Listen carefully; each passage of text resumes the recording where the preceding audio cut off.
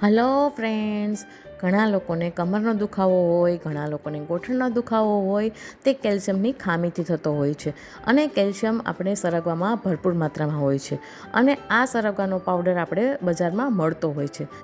ઘરે કેવી રીતે બનાવો ને તે આપણે જોઈ લઈએ. તો ચાલો આપણે બનાવવાનું જોઈ લઈએ. સરગવાનો પાવડર, તેના માટે મિત્રો મેં અહીંયા 3 થી 4 નંગ જેટલા સરગવાની જાડી સીંગ લીધી છે. હવે તેના આ રીતના 1-1 ઇંચના ટુકડા કરી લેવાના છે. અને હવે આપણે એને વચ્ચેથી પણ 2 ભાગ કરી દેવાના છે. તો તમે અહીંયા જોઈ શકો છો કે મેં આ રીતના વચ્ચેથી 2 ભાગ કરી અને બધા સરગવાના ટુકડા તૈયાર કરી લીધા છે. અને હવે અહીંયા આપણે એક મોટું પોળું વાસણ હોય ને તેમાં આ રીતે સરગવાના ટુકડા બધા સેટ કરી અને એને તડકે 4 થી 5 દિવસ સુધી સૂકવવાના છે. તો અહીંયા જુઓ 5 દિવસ જેટલો સમય વીતી ગયો છે અને સરગવાની શીંગું સારી રીતે સુકાઈ ગઈ છે.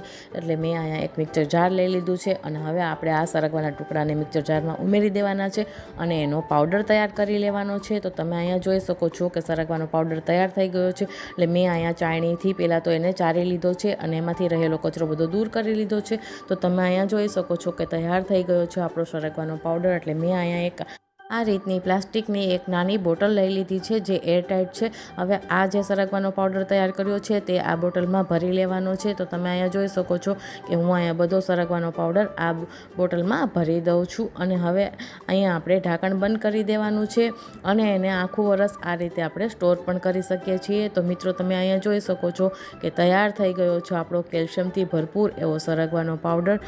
તમે એના ઉપયોગમાં 1 ચમચી સવારે એમ જ લઈ શકો છો.